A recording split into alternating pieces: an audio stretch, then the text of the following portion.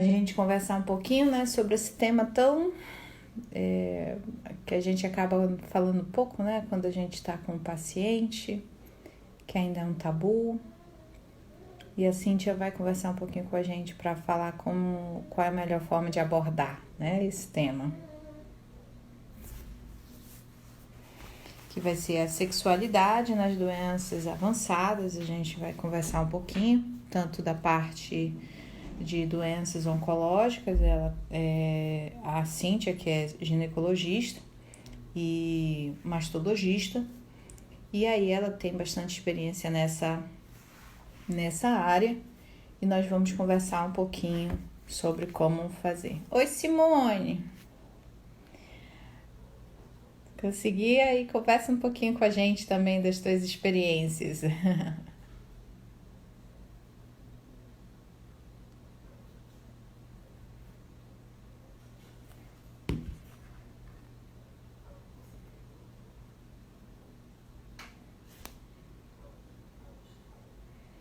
A Cintia ainda tá entrando, gente, só um minuto. Deixa eu ver, ela tava só checando lá as conexões dela. Então, a gente vai falando um pouquinho, né? Quem quiser falar, já mandar alguma pergunta, pode ir mandando a pergunta que conforme a gente vai fazendo a live, a gente vai tirando essas dúvidas, tá bom? Podem mandar. E se ficar faltando alguma coisa, já no final vocês podem reenviar, tá? A pergunta, no caso, se a gente deixar de responder. Cíntia, oi, Cris. Que bom que você veio. Cadê?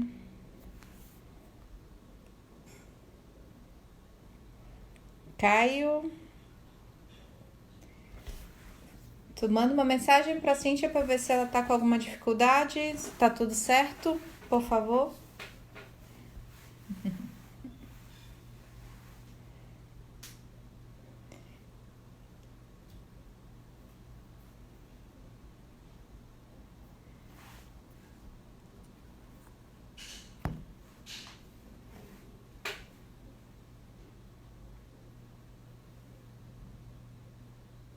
Só aguardando a Cíntia chegar pra gente começar, a gente conversar um pouquinho mais sobre isso.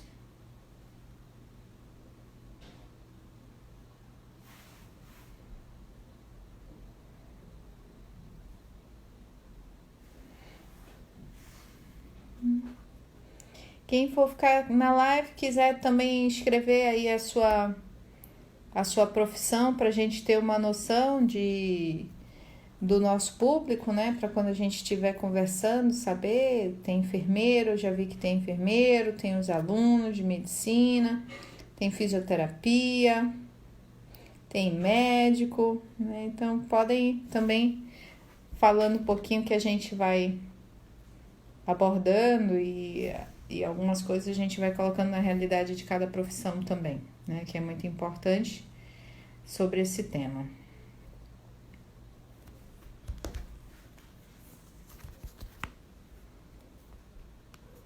Ótimo, bacana. Enfermagem, estudante de enfermagem.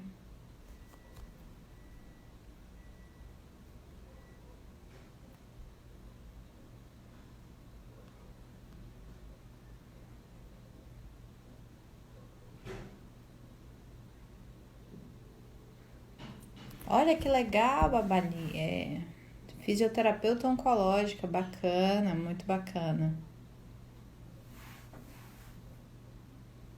Ah, legal, Rick. Deve ter bastante experiência também aí no Sírio-Libanês. Médica anestesista, Adriane Byron tá tentando entrar aí pelo mundo do cuidados paliativos. Nossa convidada chegou. Cíntia Pinheiro. Cíntia, achei aqui.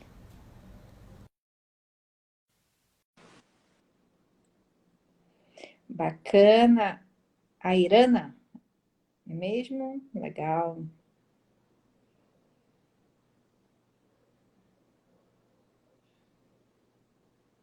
Estamos bem. Estava vendo aqui, Cíntia. Que bom que você Olá. chegou. Legal. Estava vendo que o nosso público está bem diversificado. Temos, inclusive, Que legal. um enfermeiro que trabalha na parte oncológica do Sírio-Libanês, temos fisioterapeuta oncológico, enfermeiros, estudantes de enfermagem, médicos, residente de medicina da família. Então, bem diversificado aí para a gente conversar um pouco sobre esse tema. Gente, então, para quem não me conhece, meu nome é Caroline Rodrigues, sou médica geriatra, sou professora coordenadora da Liga Acadêmica de Cuidados Paliativos. E hoje nós estamos com uma grande convidada, Cíntia Pinheiro, médica, ginecologista, mastologista, e aí ela está trabalhando bastante nessa área também da sexualidade, né? E da parte tanto das doenças avançadas, principalmente as oncológicas, né, Cíntia, que você tem bastante convivência em relação a isso. E hoje a gente vai trazer esse tema, e começando esse tema, a gente trabalha um pouco, a gente vai falar sobre os conceitos de sexualidade, um pouco sobre isso, né? O que impacta na qualidade de vida. E aí, aos poucos, a gente vai falar sobre como que isso vai influenciar, como que isso sofre influência, na verdade, né? Das doenças avançadas, das doenças mais debilitantes, né? E como a gente vai poder ajudar os nossos pacientes em relação a isso. Então, Cíntia, fica com você, pode ficar à vontade aí para falar um pouquinho. A gente começa falando, né, dos conceitos, né, de sexualidade. Fique à vontade, querida. Perfeito. Eu agradeço o convite, eu fiquei bem feliz quando eu soube, a Carol já tinha me convidado faz tempo, né? E aí, por conta da pandemia, nem aconteceu, a gente ia fazer de forma presencial e a gente teve que fazer agora numa live, mas eu achei que vai ficar bem interessante a discussão, né? Aí, quando a Carol me convidou para falar sobre doenças avançadas, eu fiquei pensando o que exatamente, né? Eu teria que pesquisar, falar. Muito já tem a ver com o que eu já faço, que é trabalho com a parte da oncologia, né? Eu trabalho muito com câncer de mama, câncer ginecológico, mais voltado para a questão do câncer nas mulheres.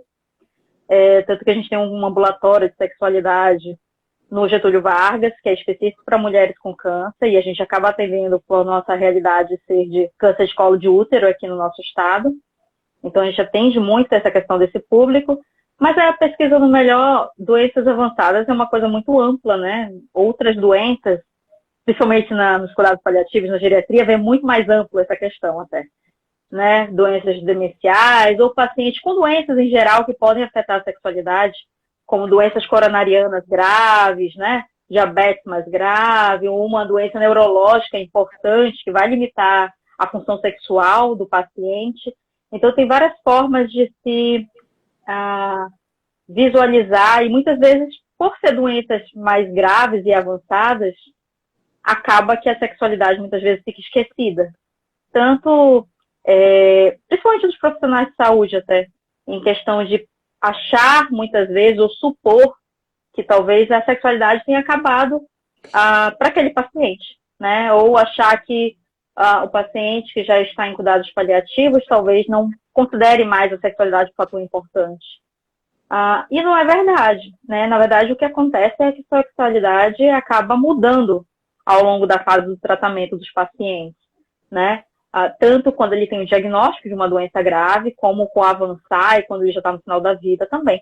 Mas a sexualidade, de forma geral, não deixa de acontecer. Ela apenas muda, talvez, de formato. E só para a gente entender um pouco mais, a sexualidade em si é um conceito muito amplo. Quando a gente fala em sexualidade, a gente começa a pensar, é só relação sexual, penetração, né, contatos genitais, e não é. Na verdade, além disso, a sexualidade envolve a questão realmente do ato sexual, mas também de intimidade, de carinho, de afeto, de como a pessoa se encara como ser sexual, tanto para ela como para outra pessoa, de como é a orientação sexual dela, de quais as práticas sexuais, de como ela vivencia aquele corpo como um ser sexual. Então, é um conceito bem amplo e por isso não é tão limitado só na questão genital, né? E isso a gente deve sempre levar em questão para questionar, assim, né? Quando a gente percebe que muitas vezes acaba que o paciente percebe essa limitação mesmo pela doença em si, qualquer doença em geral, principalmente as mais graves e crônicas, que realmente tem um impacto na sexualidade, né? Falando um pouco do câncer, por exemplo, feminino, que é o que a gente está mais habituada, pelo menos eu, no câncer de mama, em que você vai ter um impacto importante, principalmente da percepção da autoimagem, mas também por ser uma doença, né, às vezes uma cirurgia mais mutiladora, que afeta um órgão da sexualidade feminina importante, tanto para ela como parceiro. Então, tem seu impacto importante negativo, muitas vezes, na sexualidade com relação a isso. Ela pode ficar muito mais inibida a desenvolver a sexualidade após um tratamento do câncer. Mas existem muitos outros efeitos, como tratamentos da quimioterapia, por exemplo, onde muitas vezes as mulheres vai ter uma função dos ovários diminuída por conta de efeitos da quimioterapia, onde ela tem uma predisposição grande de desenvolver sintomas climatéricos ou piora desses sintomas climatéricos, como fogachos, ressecamento vaginal. Então, por consequência, ela tem mais casos de dispareunia, que seria dor no ato sexual, diminuição de libido, né? Então, são uma série de fatores que acabam contribuindo para a diminuição da sexualidade, nesse sentido. E aí, muitas vezes, ela não tem muito para quem perguntar, né? Ela se sente acanhada, querendo ou não, sexualidade de um modo geral, mesmo fora do contexto de uma doença grave. Em geral, existe muito tabu, muitos mitos. As pessoas têm receios de falar ou perguntar, como até uma questão de, eu tô com uma doença avançada, uma doença mais grave. Algumas se sentem até culpadas de pensar na sexualidade, né? Por achar que eu deveria estar mais agradecida pela minha vida, por enquanto, do que pensar em sexualidade. E aí o que a gente percebe que a sexualidade é importante, e ela é um conceito, inclusive, falado pela OMS, que é importante para a qualidade de vida do paciente. Faz parte, na verdade.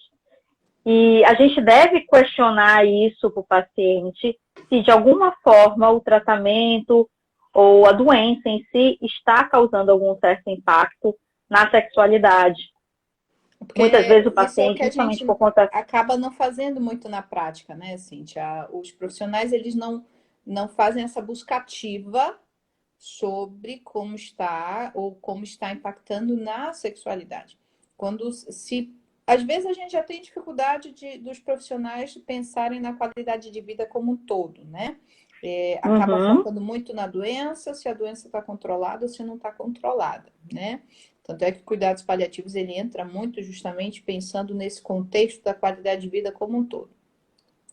E aí, quando a gente ainda encontra falando de qualidade de vida, a primeira coisa que pensa é se tem dor, se não tem dor, se tem falta de ar, se não tem falta de ar, né? Mas daí pensar se está impactando, vai impactando na sua sexualidade, na sua forma de ter o carinho com o seu parceiro, isso é muito difícil realmente a gente encontrar. Eu acho que isso os profissionais precisam colocar realmente como... Lembrar, né? Colocar realmente na prática, porque como você falou, faz parte, está dentro de ter qualidade de vida e não é porque ficou doente que perdeu. Pode ser que a pessoa não tenha vontade, né? Mas como você mostrou agora, o conceito. Uma coisa é a pessoa realmente não ter aquele desejo, digamos, do ato sexual em si, da penetração.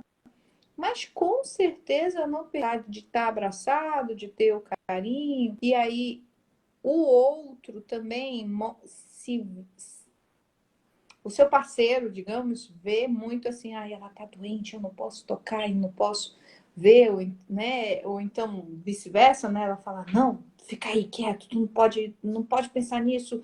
E o cara quer ainda se sentir vivo, né? Ou ela se sentir viva.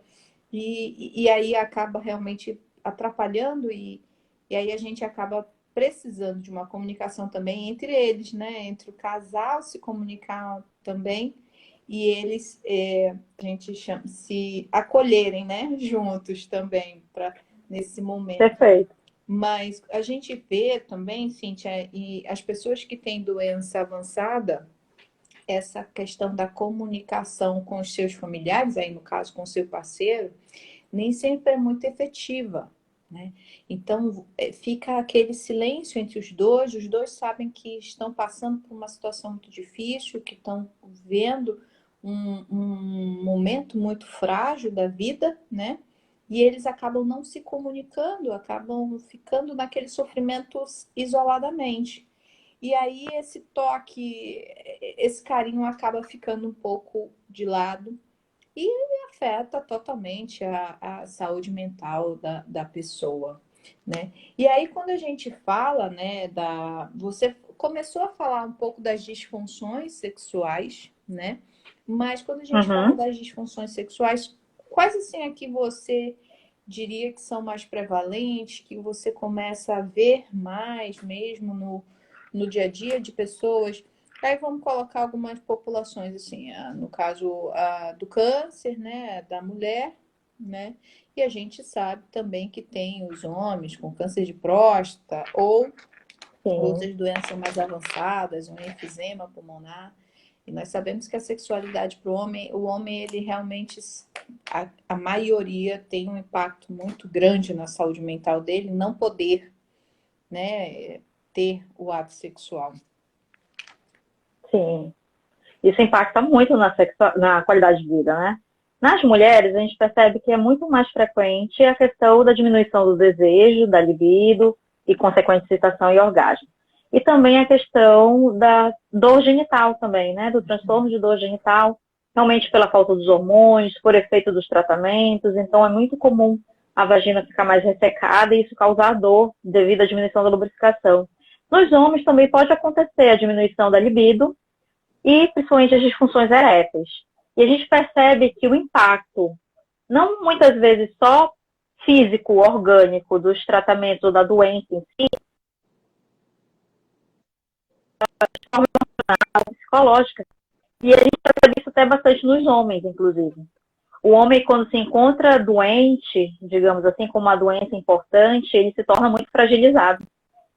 E a função sexual, ainda mais, tanto para os homens como para as mulheres, mas os homens, a gente percebe muito bem isso, quando ela é afetada, a questão dele, como se vê um homem sexual, potente, né? Aquela cultura que a gente tem Sim. mesmo do ser homem, digamos Uhum. assim, é muito afetada. E muitos acabam, por medo até de expor isso, muitas vezes, acabam se recluindo e não dizendo qual o problema que está lhe afetando, que isso está lhe angustiando.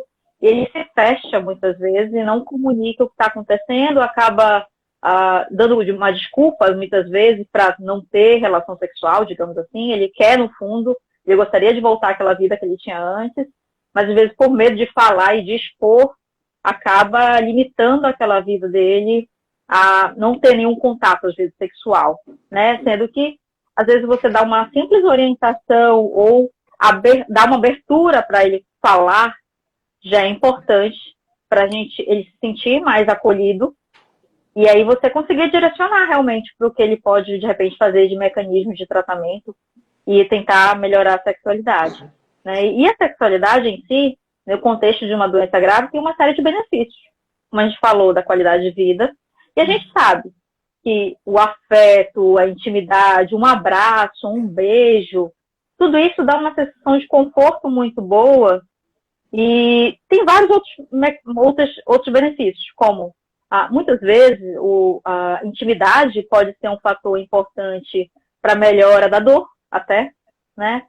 É uma questão analgésica, querendo ou não, de certa forma. Não só você está com medicamentos pesados, fortes, analgésicos, o fato de você ter o carinho, o abraço, o contato físico com o parceiro que você gosta, isso dá um conforto maior. E alguns pacientes grávidos, eu acho que você deve vivenciar até muito isso na prática, não sei se ele chegou a relatar, mas a sexualidade em si para o paciente, mesmo com uma doença grave, é como se fosse um esteio, uma forma de se manter vivo, né?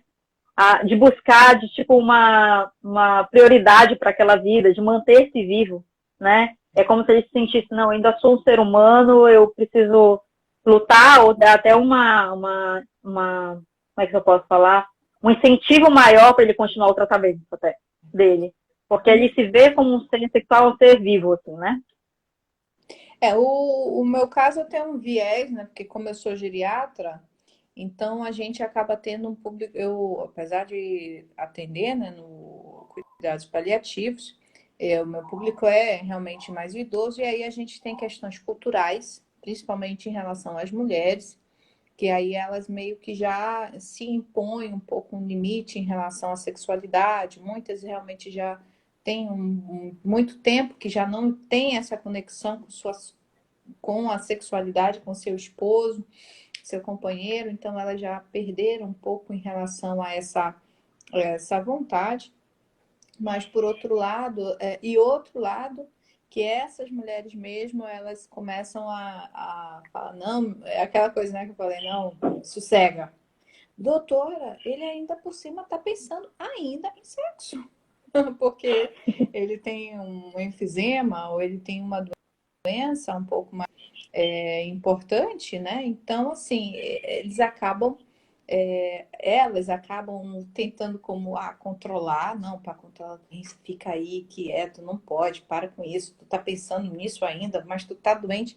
E aí eu explico, mas se ele aguentar, vai, né? Dependendo da doença, consegue. O que limita realmente é as posições. Agora, tem uma questão, Cintia, aí você deve saber mais que eu, é que a percepção que a gente tem é que o homem, ele, ele não se satisfaz tanto só com essa questão do afeto, né, do carinho, do beijo, do abraço.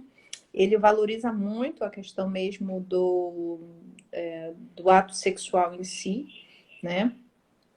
Como as mulheres muitas vezes o beijo, o abraço, aquele carinho, eles muitas vezes já a satisfaz, né? Ou já chega em grande parte, né? Tanto é que a mulher, para ter seu orgasmo, muitas vezes precisa dessas preliminares, né? E que o homem já não é tanto ligado nisso, né? Ele é um pouco Sim. mais, ele não tem tanto essa parte. É isso mesmo, essa percepção mesmo, mesmo aqueles com uma doença que pudessem se beneficiar desses outros aspectos, né, da parte sexual, ele ainda assim fica meio, não é igual. É como se ele falasse assim, não é a mesma coisa, não me satisfaz só isso. Eu acho que o grande problema disso tudo é o conflito até entre o parceiro e o paciente, né? E a visão é diferente entre homens e mulheres. Eu estava tendo um estudo interessante de a visão do parceiro, se o parceiro é feminino ou masculino, com relação ao paciente doente. Muitas vezes a parceira, a mulher, que não é a que está doente, ela tende a se resignar, digamos assim, de que acabou a vida sexual, ou só mais essa questão do afeto e tudo mais. O homem, já que é o cuidador, digamos, ou parceiro, ele tende a manter a vida sexual mais ativa por mais tempo do que as mulheres que são as parceiras. Porque ele tem essa questão mesmo. E no caso, quando é o paciente, né, o homem também tem essa questão mesmo de mais voltada para o genital, de ter relação, o ato sexual voltado para a área genital, digamos assim.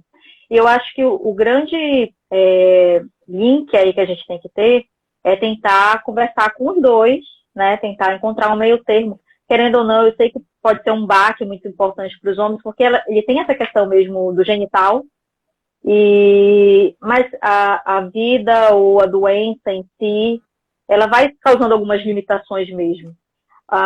E nesses trabalhos até eles falam assim que o casal que fica melhor adaptado, digamos, a essas mudanças que acontecem ao longo da doença ou do próprio envelhecimento, as mudanças que acontecem quando você consegue explicar para ele que isso é uma coisa natural, que pode até acontecer do envelhecimento mesmo, da pessoa que não esteja doente ou quando está doente. E quando ela consegue entender isso e aceitar, e que a sexualidade muda mesmo conforme as fases da vida ou conforme as fases da doença, quando a pessoa consegue entender isso e aceitar, é muito mais fácil a questão da satisfação sexual mesmo que mude de formas. Né? Aqueles que ficam muito no conflito, ou o parceiro que quer ter relação, ou o paciente que quer ou não, a divergência entre eles, é isso que causa grande insatisfação, na verdade. E essa, então, seria a grande função dos profissionais de saúde, inclusive. É conseguir conversar com os dois, mostrar, na verdade, as fases. Muitas vezes as pessoas não entendem. Às vezes os homens têm aquele conceito de quando eu era mais jovem, eu era potente, conseguia ter tantas relações, tinha uma função erétil maior, e aí eles ficam com aquilo na cabeça de que vai ser sempre assim. E não é. Às vezes, pela idade mesmo, pelo envelhecimento, isso muda. Sim. Às vezes, pode você orientar que isso pode acontecer naturalmente, com a idade, realmente, de fato. Lógico, não estou dizendo que ele não precise mais ter. Se ele tem condições de ter relação, ótimo. Mas realmente muda, mesmo que ele continue tendo relações sexuais, com penetração e tudo mais. Muda, não é a mesma potência, a questão da excitação demora mais, a ereção também não é tão rígida como era antes, ou dura menos. A questão de depois do que teve o orgasmo, a questão da resolução, né, do ciclo da resposta sexual, um rapaz jovem consegue muito mais rápido recuperar para ter uma outra relação. Enquanto que no idoso isso vai demorar mais. Alguns podem até demorar dias, inclusive para conseguir ter uma nova relação. Então, se você explicar isso, de que é um processo natural do envelhecimento, já é um grande ganho. Ele conseguir entender que é assim e aceitar. Fica mais fácil de ele conseguir trabalhar essas formas de sexualidade, não só pensando tanto no genital. A gente diria um pouco de resiliência mesmo, meio que isso, né, Cíntia? No sentido de você se adaptar a essas certas limitações. O que é algo sempre muito difícil com os idosos, é essa adaptar a não é assim o tudo ou nada, né? Não é, eu tô com dificuldade, acabou. É muito comum o idoso ele ter um pouco esse pensamento, não é todo idoso não, gente, isso vai um pouco de personalidade, mas esse, não vou fazer porque eu não consigo. Não, é que na verdade não consegue fazer exatamente daquela mesma forma que fazia.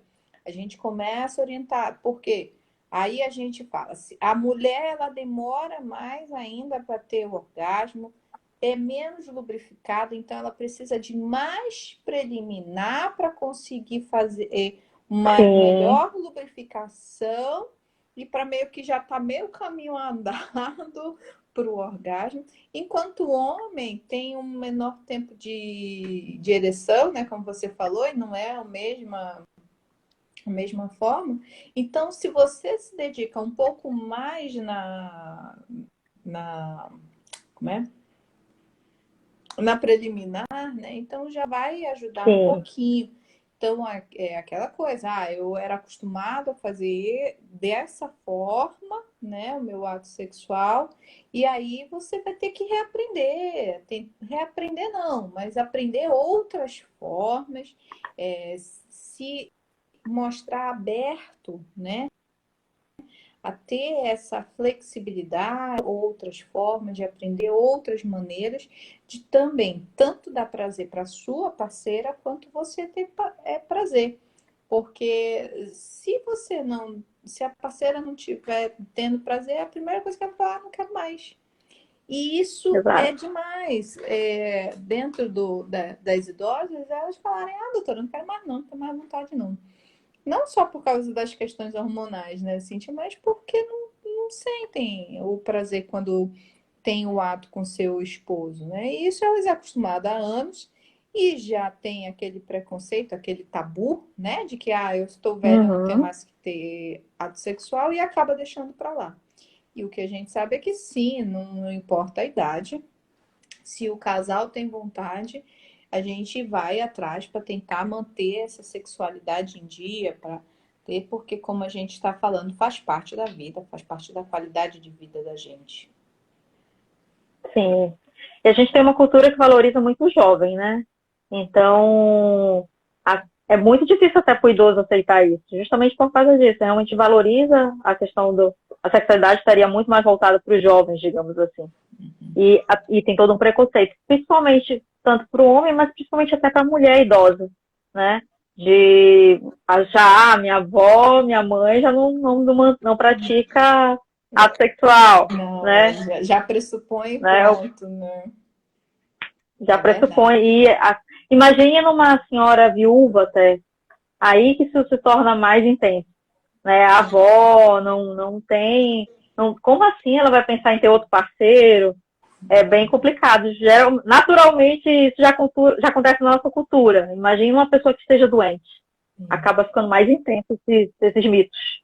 Agora, sim, realmente vai se tornar mais prejudicado, aí a gente vê. Na doença oncológica, a gente tem um padrão talvez um pouco diferente, né?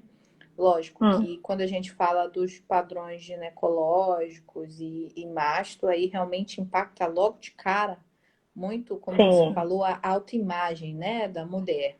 Então aí precisa Uhum. muito do parceiro estar ali e deixar muito claro para a mulher que ele ainda tem a atração, que ele ainda deseja. Mesmo assim, a gente pode encontrar mulheres que elas não, digamos assim, se desejam, né? Por assim dizer, elas não conseguem se ver e acabam afastando o parceiro. É isso mesmo que a gente vê na E prática? Isso acontece mesmo, Cíntia? acontece, né? Algumas acabam limitando. Você vê o discurso até de algumas mulheres falando assim para o parceiro, não consegue fazer. Uma paciente que teve câncer de colo de útero, que fez tratamento com braquiterapia e aí acabou desenvolvendo, não teve um segmento adequado com relação a dilatações vaginais, a trabalho de fisioterapia pélvica para melhora da função sexual nessa região e acaba desenvolvendo, por exemplo, uma estenose vaginal. Então, para ela, o ato sexual com penetração é muito doloroso, sangra, tem um ressecamento, arde, e para o parceiro também começa a ficar difícil, porque ele não consegue ter a penetração completa. E aí você vê no discurso de algumas mulheres falando isso. Ah, eu prefiro até se separar ou liberar o meu parceiro para procurar outra mulher, nesse sentido. E é triste você não poder oferecer, ou às vezes por desconhecimento dela, tá, né? A gente até fica sensibilizado realmente. Por poucas pessoas ou profissionais de saúde orientar como melhorar essa questão da sexualidade desses pacientes, em que não necessariamente quando você tem o diagnóstico de um câncer, de uma doença grave, significa que pode ou deve acabar a sexualidade. É uma questão de você encontrar meio termo, né? De tratamento ou buscar tratamento com eles dois. Agora você está falando isso, e aí me vem assim, o que que a gente tem hoje, né, de alternativas? Tem saído mais alternativas de procedimentos, de tratamentos para a gente tentar resolver, para tentar melhorar essas, o ato sexual mesmo, a sexualidade dessas pessoas, como todo homem ou mulher, que tiveram o seu órgão genital realmente afetado, né, pela doença ou pelo até tratamento. A gente sabe que faz radioterapia, resseca, ou também no câncer de próstata acaba afetando, porque o da próstata até a gente já, ou da próstata não, a disfunção sexual masculina, a gente observa que de certa forma, é um pouco mais estudada, né? Sai Uhum. medicamentos para melhorar a Sim. potência, tem a prótese peniana, a gente observa mais, né? Mais estudos sobre isso. Sim. Agora, quanto à sexualidade feminina, eu não tenho tanto conhecimento em relação a isso. E aí eu te pergunto, quais alternativas? Tem coisas novas? Tem saído realmente melhores alternativas para a sexualidade da mulher ficar melhor ainda? Sim. Ah, no caso, nos homens, a gente, como você falou, tem medicamentos, tem outras opções. Nas mulheres não tem uma coisa tão efetiva, principalmente no caso do câncer, em ter uma pílula, por exemplo, que vá melhorar a libido. E a gente percebe que a libido, principalmente, o desejo sexual, ele é multifatorial. E o trabalho da psicologia ou de terapia mesmo, psicoterapia, em melhorar a questão da autoimagem, de como ela se visualiza, para melhorar o desejo, muito mais importante muitas vezes nesse contexto. Mas acaba sendo necessário muitas vezes um trabalho multidisciplinar. Então, você precisa trabalhar essas questões de psicoterapia, por exemplo, com seus pacientes, mas também é interessante, muitas vezes, naquelas que desenvolveram sintomas climatéricos, ter um acompanhamento com o ginecologista e aí ver se tem indicação ou não, se tem alguma contraindicação, por exemplo, a terapia hormonal, né? Alguns tipos de câncer têm contraindicação, como o caso do câncer de mama, mas para outros não. Câncer de colo de útero pode fazer terapia de reposição hormonal, isso já daria uma boa melhora nos sintomas que ela tem de diminuição de libido, do climatério, do desejo, disfunção de desejo sexual, a melhora, no caso dos pacientes tiveram câncer de colo de útero, você iniciar um tratamento precoce, com a fisioterapia pélvica, o uso de dilatadores, o trabalho da musculatura do assoalho pélvico, é super importante para você manter tanto a qualidade dos tecidos ali da região genital preservada, como melhora também e prevenção da estenose vaginal, melhora da lubrificação local, facilitando que a paciente não tenha dor. Quando ela começa a fazer, logo após o tratamento que ela fez de radioterapia pélvica, por exemplo, às vezes 30 dias depois, e começar um trabalho contínuo nesse sentido, ela provavelmente poucas vão ter dificuldade realmente de ter uma relação sexual, de penetração nesse caso. Então, você tem que buscar uma equipe multidisciplinar, muitas vezes, para tentar orientar o que pode ser feito. Ou, às vezes, até desmistificar poucas coisas. Às vezes, a gente pensa que é uma coisa muito elaborada. Em alguns casos, sim. Mas outras pequenas orientações já servem para ajudar naquele casal, por exemplo. Por exemplo, as pacientes que fazem radioterapia, algumas pensam, será que eu vou ficar radioativa e vou passar radiação para o meu parceiro na hora de ter relação, e aí evita ao máximo ter relação porque acha, né, que vai transmitir. Ou a doença, por exemplo, era um câncer de colo de útero, que a gente sabe que é causado pelo o vírus do HPV, e aí vai achar que não vou ter mais relação porque tem aquela questão da culpa de ser um vírus sexualmente transmissível, ou pela doença, eu desenvolvi câncer, então não posso ter porque veio de uma relação sexual, digamos assim. Então, você desmistificar algumas coisas, simples às vezes, você orientar e conversar sobre isso que está passando de dúvida na cabeça dela, da paciente ou do parceiro, já dá uma ajuda enorme. Pequenas coisas, né? De você dar abertura para conversar, ou pequenas orientações. E se você vê que tem necessidade de um trabalho, de uma equipe mais intensa, aí você encaminha para a equipe. O ideal é que toda a equipe de saúde tivesse um certo conhecimento, pelo menos básico, de você poder conversar, dar abertura, tudo mais, sobre a sexualidade para esses pacientes. E ter uma equipe de apoio, às vezes, para encaminhar, para orientar, caso você não se sinta confortável de fazer todo o tratamento, encaminha para quem realmente teria essa habilidade maior, né, para esse tratamento. Quando a gente fala até das doenças como oncológicas, eu até acho assim que a gente consegue manter a sexualidade até pela maior parte do tempo, né? Assim, com orientações, com algumas adaptações, a gente consegue, de certa forma, um pouco melhor. Porque quando que eu vou pensando, raciocinando nas doenças clínicas, isso aí realmente é um pouco mais complicado, dependendo. Por exemplo, quando a gente passa por uma enfisema pulmonar, uma insuficiência cardíaca, que já é um quadro mais avançado, a gente está falando que a pessoa precisa de uma capacidade aeróbica, né? Sim. Aí, claro, a adaptação passa a ser maior ainda, né? Porque o simples ato sexual, por mais simples, né? Pela posição mais simples que seja, né? Exige uma capacidade aeróbica, de certa forma, é exercício intenso, né? É considerado exercício intenso. Então, esses pacientes realmente são com mais dificuldade em termos do ato sexual genital, né? Então, vai ter que realmente pensar nas outras formas, não só com penetração, para tentar não ter o movimento mais intenso, né? E realmente tentar contornar.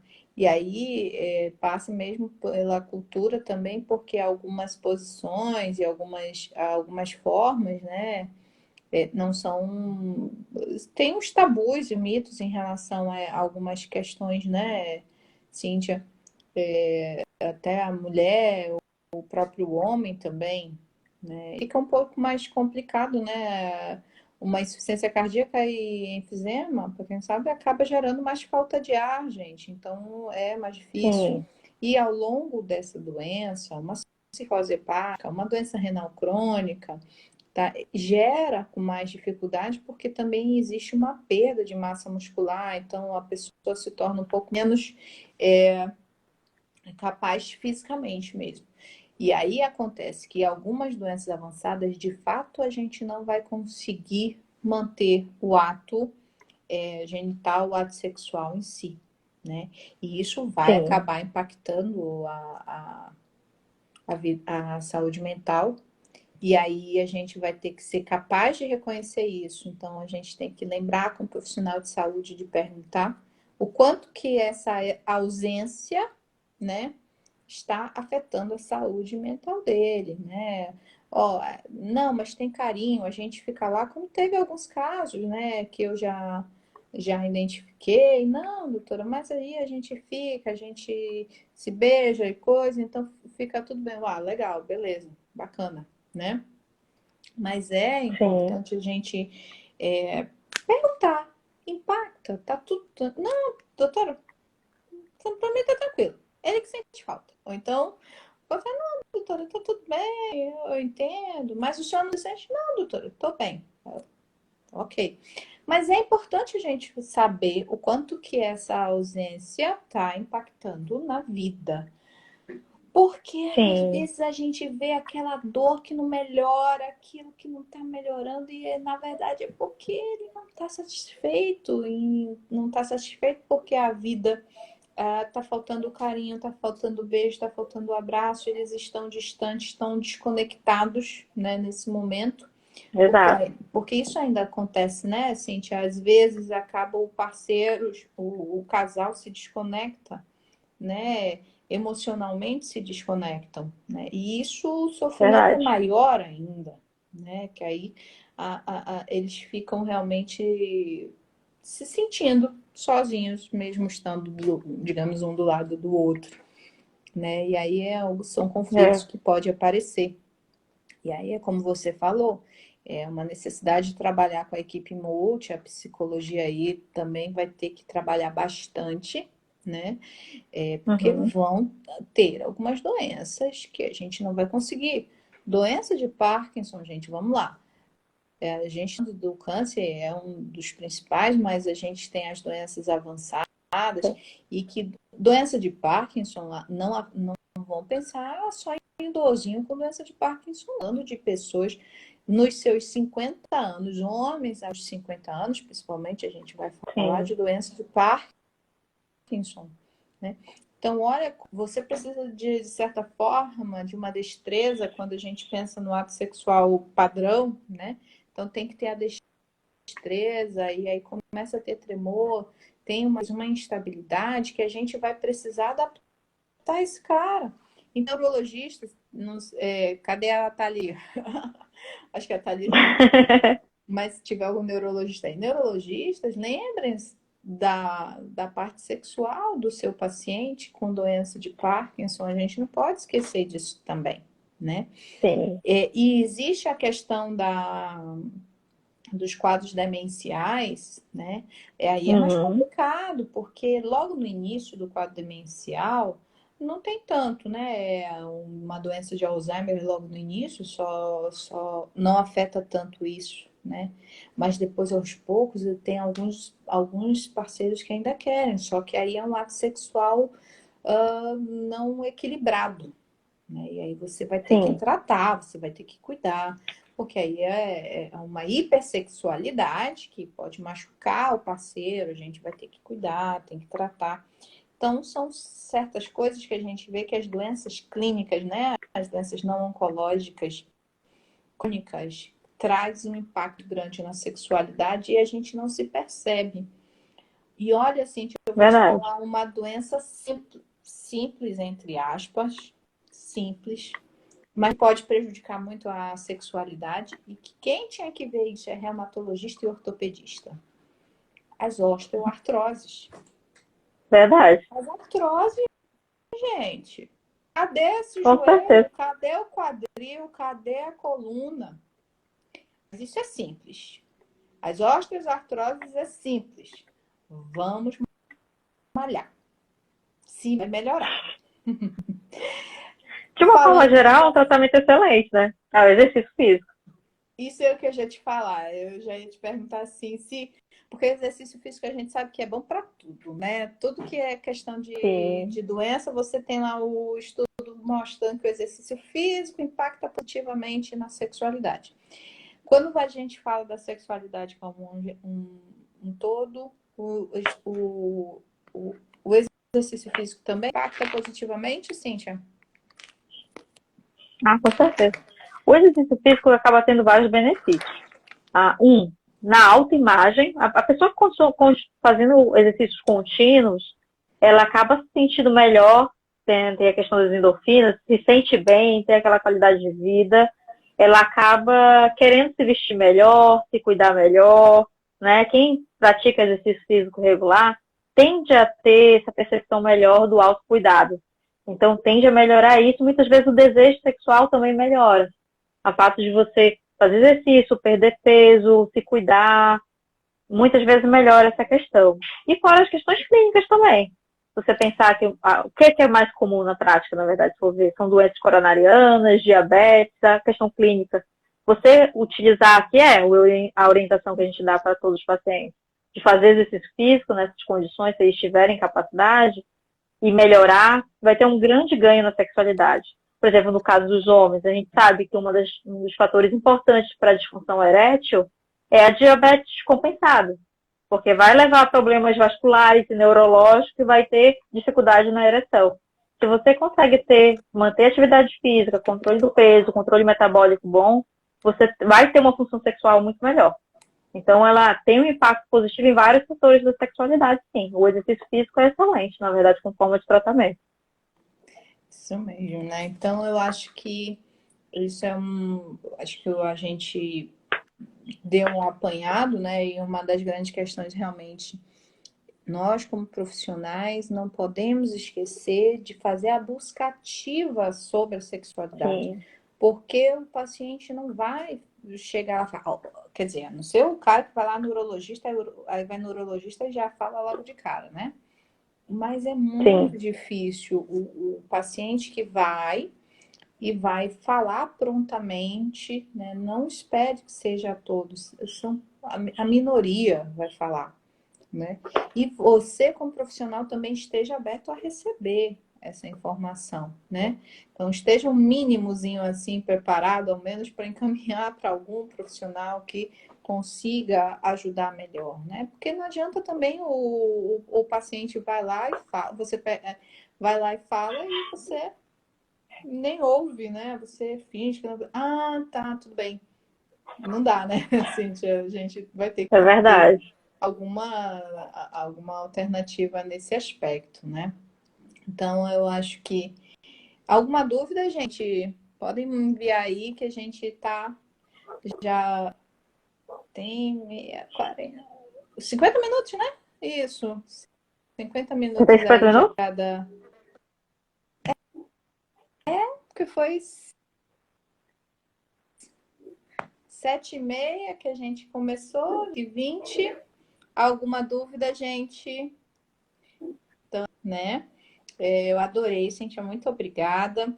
Meninos, Uhum. Caio, Bruna, alguma dúvida aí para falar com a Cíntia?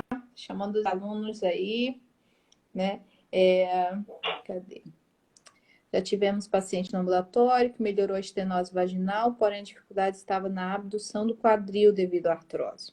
Apresentava Olha. uma amplitude de movimento Uhum. bastante diminuída, né? Aí a artrose, Uhum. gente, a artrose é o que mais se diminui, dizendo assim que é só a dor, né? Dor de velho, é só isso, mas é uma das doenças que mais incapacitam que mais tiram qualidade de vida de um paciente, desde de coisas simples como complexas, como uma sexualidade, né? Então a gente Sim, realmente deve tentar cuidar disso daí. Só que a osteoartrose, de certa forma, a grande maioria consegue controlar com exercício físico, né? verdade. E no caso de pacientes religiosos, principalmente mulheres, como abordar isso, né? Na verdade, assim, vai ficar salva a live. Em relação à religiosidade, né? Então, bom, eu costumo perguntar sobre a religião e costumo observar a religião logo no início da minha consulta, mas eu sou geriatra, então a minha consulta é ampla, então eu sempre pergunto sobre a religião. Se você é gineco, tente, antes de perguntar, você pode abordar mesmo da maneira de. Eu acho assim, não tem por que a gente deixar de perguntar, mesmo que a pessoa seja religiosa, a gente não vai estar fazendo uma Sim, afronta para a pessoa, né? Se você ainda não perguntou qual religião, eu acho que não é uma premissa, eu tenho que perguntar primeiro qual religião para depois abordar a sexualidade? Não, porque não é ela religiosa, mas ela tem um ato sexual. Então, o máximo que você vai perguntar é: você mantém sua atividade sexual? Você ainda tem ato sexual com o seu esposo? E aí você vai começando a perceber pela fala dela, né, quanto que ela dá valor, né? E você pergunta: isso incomoda? É algo importante? O quanto isso é uma forma da gente abordar. O quanto que você valoriza a sua vida sexual, né? O quanto que você perfeito. é, o quanto que isso impacta na sua vida, né? Você fala: doutora, não impacta nada, sou religiosa, e como eu sou religiosa, eu não quero saber disso. Então você já sabe, velho. Você não vai ter que entrar muito nisso, você não tem que chegar também para uma pessoa como assim: não, você tem que ter uma vida sexual muito boa, né? Sim, É os valores de vida dela, né? Não são os nossos valores perfeito. de vida. Então, é isso, a gente vai abordar o idoso, o religioso, da mesma forma que a gente vai abordar todo idoso.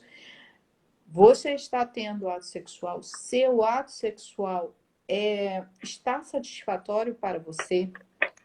A sua sexualidade é algo importante que impacta na sua vida? Você dá valor à sua vida sexual? É a maneira que a gente vai abordando, né? Então, não Perfeito. precisa ter muito também, muito dedo, né? Ai, porque gente, mesmo uma pessoa religiosa tem sua vida sexual. O que a gente tem que saber é se isso é tão importante para ela ou não, né? Eu acho que seria isso. Sim. O que eu percebo é que os profissionais de saúde, em geral, por a gente talvez não ter essa formação voltada para a sexualidade, alguns apresentam muita dificuldade em abordar a questão, né? E às vezes são questões simples, às vezes se eu falar assim, chegar para o paciente, falar, em geral o paciente que sofreu um infarto, por exemplo, muitos relatam que tem uma certa dificuldade ou medo de manter relação sexual. Para você também acontece isso, né? Às vezes tentar contornar, falar de uma forma mais fácil para o paciente, não ter tanto medo dos tabus. Eu acho que a grande dificuldade é você supor coisas sobre a sexualidade do paciente, tipo, supor que como é idoso não tem relação, ou como está muito doente, talvez já está limitado, ou pelo